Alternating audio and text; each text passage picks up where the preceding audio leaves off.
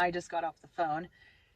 And one of the things that I ended up telling a little story, something that has provoked me for years, and I just thought it would be pertinent and profound to share with you here as well. Winston Churchill is an incredible personality and person who made a huge mark in history, and I've always been intrigued by his life. And there was something that was said about him in fashion that I grabbed hold of 25, 30 years ago, and that was that he was always looking around for finest hours.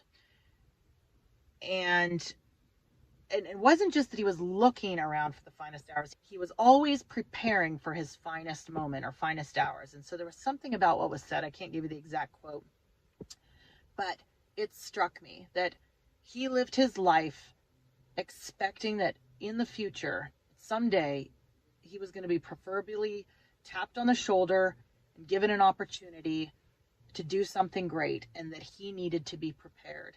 And so he was always looking for those moments, and he was always preparing for that moment.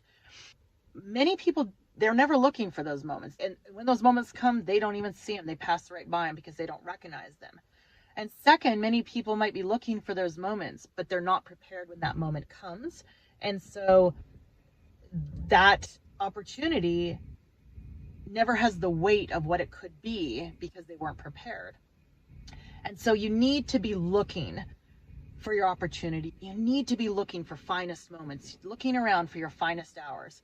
You need to be preparing. And so how I have lived is that in the dark days, the lonely days, the boring days, the difficult days, whatever those seasons were, when they didn't feel like they were my moment to shine, that it wasn't my moment to use my gifts and talents, whatever that struggle was, I used that moment to prepare. I would focus on the fact, if it wasn't my moment, that I was preparing.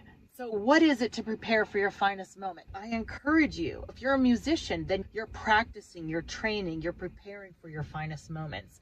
If you're a builder, you're using your craft, you're working with your hands, and you are preparing for your finest hour.